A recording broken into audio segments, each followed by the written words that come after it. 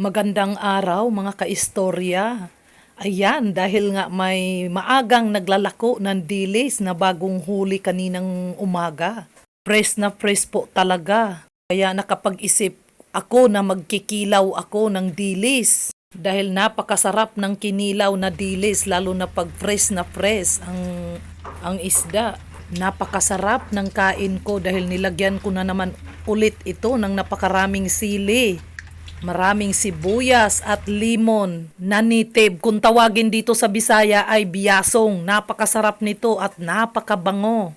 Ito talaga ay ginagamit talaga sa mga kinilaw.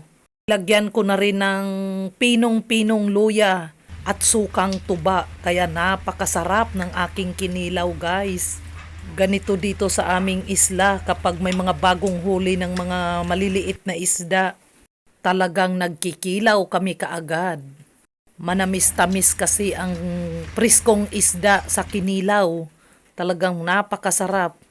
Napapadami na naman ang kain ko. Ayan, may sili na naman. Hindi ako makukuntinto sa sili kapag hindi ko kinain ito dahil talagang napapagana ang kain ko. Dami ang kain ko talaga. Sarap na sarap ako pag isali ko pagkain ang sili.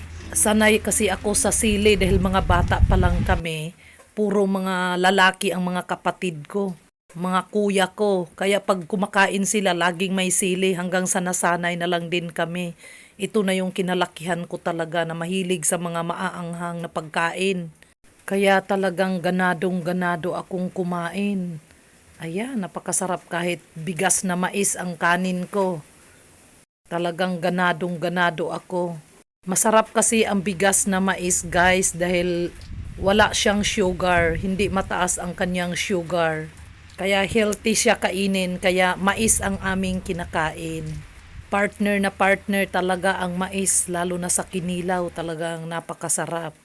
Ayan, talagang ang appetizer kong sili ay hindi nawawala. Napapadami lalo ang kain ko kapag nginunguya-nguya ko ang sili. Napakasarap. Busog na naman ang aking breakfast. Bumili ako ng 2.5 kilong dilis. Yan, yung iba naman, ipapaksiw ko yon. At sabawan naman yung iba, lagyan ko ng malunggay bukas naman. Ang dilis kasi, guys, napakataas nito sa calcium. Kaya napaka-healthy nito kainin ang dilis. Dahil ito ay mataas sa calcium. Pampatibay ito ng mga buto.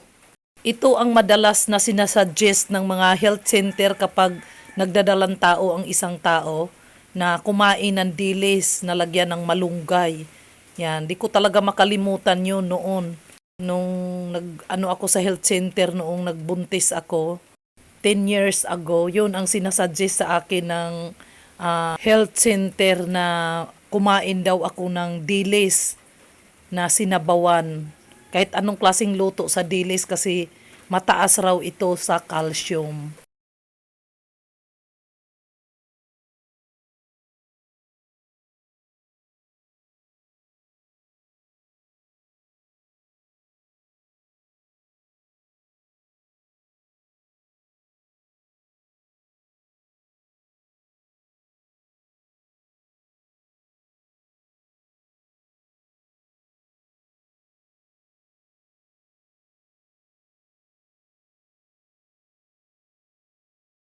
Ayan, magpanghimagas muna tayo ng hinog na papaya na libre lang ding makukuha sa kapaligiran.